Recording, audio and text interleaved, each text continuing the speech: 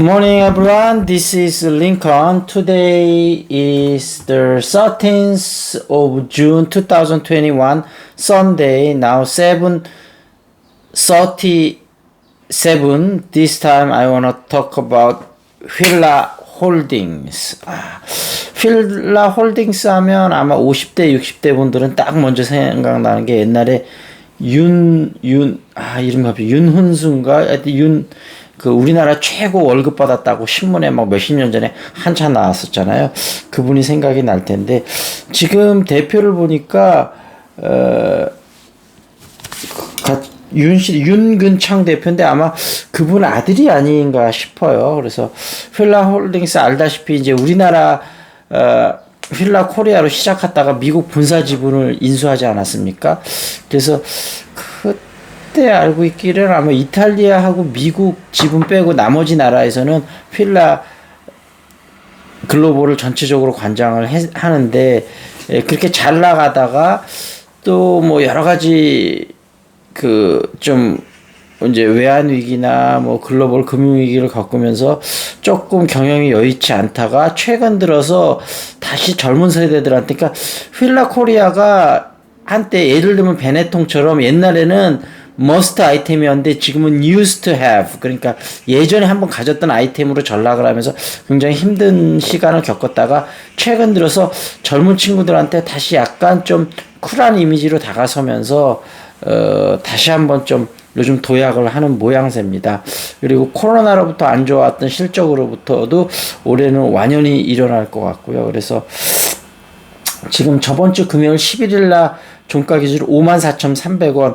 그날은 물론 2.16% 빠졌지만 최근에 많이 급등해서 이제 지금은 좀 조정받는 장세를 보이고 있는데, 52주 전고점은 59,800원이고 많은 애널리스트들이 일단 1차 목표가를 7만원 정도로 설정하고 있으니까 일단은 이렇게 조정 기간을 쭉 거친 다음에 다시 한번 반등이 나올 것 같아요. 그래서 지금 이렇게 조정 기간을 거칠 때 조금 분할 매수를 조금 사두시는 것도 괜찮을 것 같고, 저도 필라 홀딩스를 조금은 살라고 지금 계획 중입니다. 그래서 다음 주에 조금 한번 매수를 해보도록 하겠습니다. 근데 뭐 포트폴리오를 많은 비중을 가져가긴 좀 그렇고요. 약간만 사도록 하겠습니다. 그래서 필라 1991년 7월 달에 그 국내 브랜드 하기 위해서 필라 코리아를 만들어졌고, 아까 말씀드렸다시피 2007년도에 글로벌 브랜드를 인수를 했고, 미국 그 필라 본사가 이제 어려워지면서 이제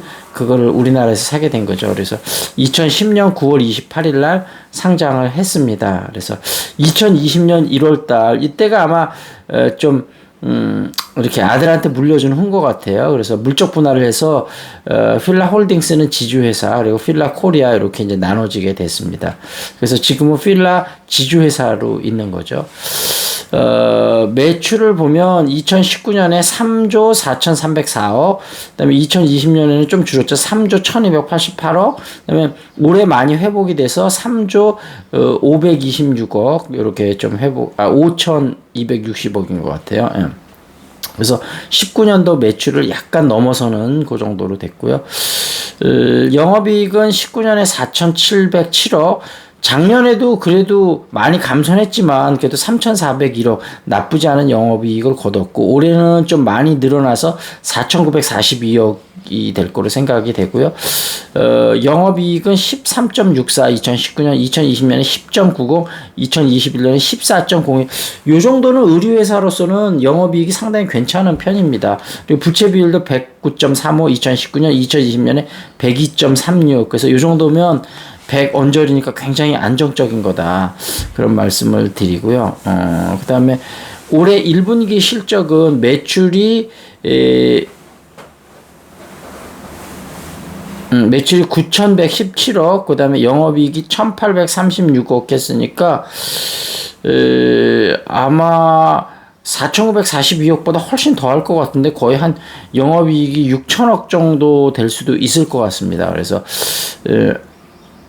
그 세계 3대 골프 용품 브랜드 아쿠키네트인가요? 아쿠키네트 요거하고 중국 법인 쪽에서 실적이 많이 나오고 있고 최근에 브랜드 인지도도 많이 높아져서 어찌됐든 휠라홀딩스 조금 분할 매수로 조금 순환매로 조금 들어가셔도 나쁘지 않다 그런 말씀 드리도록 하겠습니다.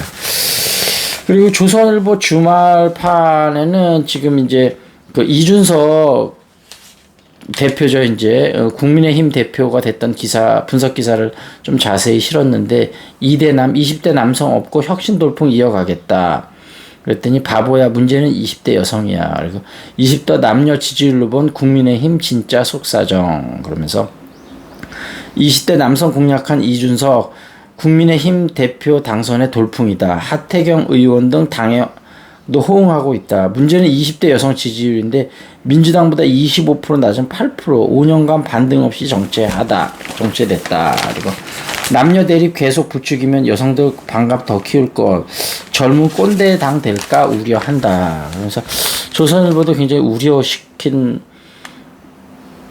목소리네. 여성 할당제가 20대 남성들의 일자리를 뺏는다는 착각이다. 뭐 예를 들면 선진국에서 좀 못 사는 나라에서 이민 사람들이 와서 본인들의 일자리를 뺏는다는 그런 착각이나 비슷한 거죠. 실제로는 그 일은 지금 계속 안 하는데요. 그래서 당장 남녀 갈등을 부추기는 방향으로 일부 남성의 지지는 얻을지 몰라도 장기적으로 남녀 모두를 포용하는 정책을 내놓아서 야야 예전 같은 지지율을 확보할 것이다. 그래서 지금 얘기가 지금 할당제 같은 경우 고위직서 임시조치 불가하고 민간 취업 전선과는 무관하다. 오히려 남성이 구제받기도 한다. 이런 얘기인데요.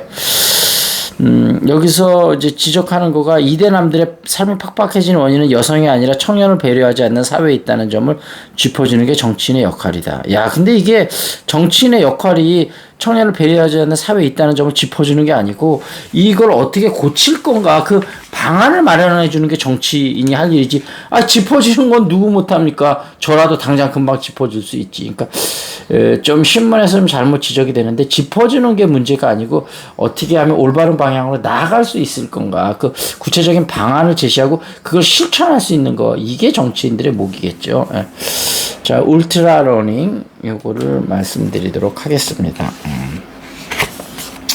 숙련될수록 실험이 중요하다. 그렇죠. 누구나 같은 자리에서 시작한다면 학습 초기 단계에서는 가장 잘 다져진 길을 가고 도움을 받을 수 있다. 하지만 기술이 향상될수록 가르쳐줄 수 있는 사람과 동료들이 적어지고 그동안 본보기로 배워왔던 스승들에게 서서히 떨어져 나오게 된다. 완전히 초짜인 두 사람은 지적 수준이 거의 같지만 전문가 두 사람은 이미 획득한 기술들이 무척이나 다르다. 따라서 이 기술들을 점점 개별화하고 고유한 모험으로 발전시켜 나가야 한다. 아, 맞는 얘기죠. 탁구에서도 진짜 그렇습니다.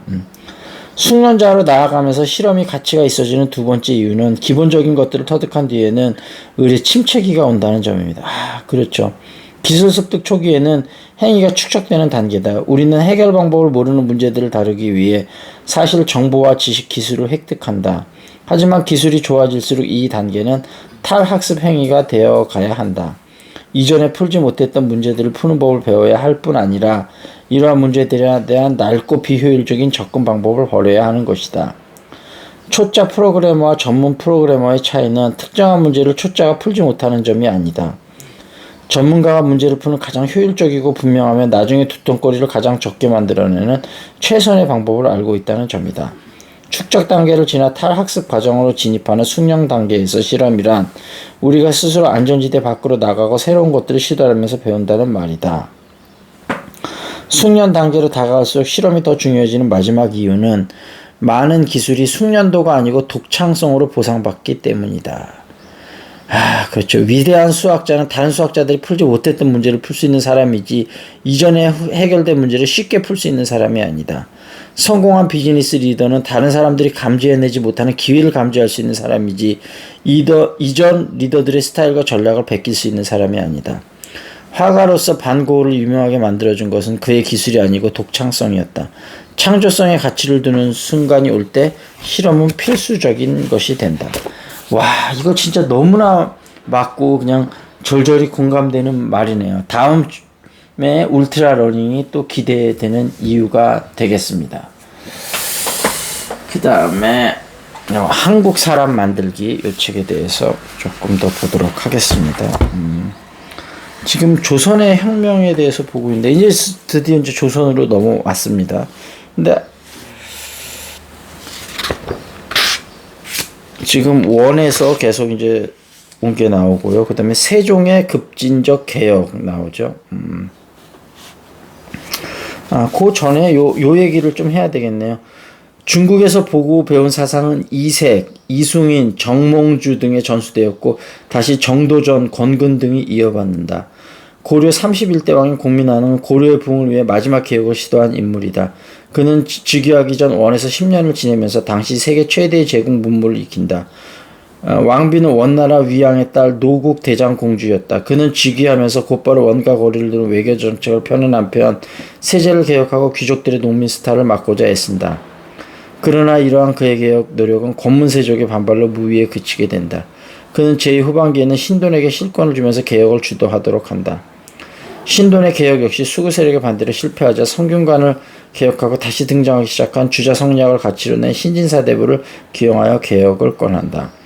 공민왕이 시도한 개혁의 구체적 내용은 역시 송과 원의 강남농법을 도입하는 것이었음을 고려실록은 잘 나타내고 있다. 고려는 아직도 이양법을 도입하지 못하고 있었다. 물이 부족해서였다. 원나라의 문명을 보고 망곤당에서 수학하면서 원의 최고 학자들과 교류한 백문보는 강남농법의 핵심이 수차임을 알았고 고려도 이를 개발해야 한다고 적극 주장했다.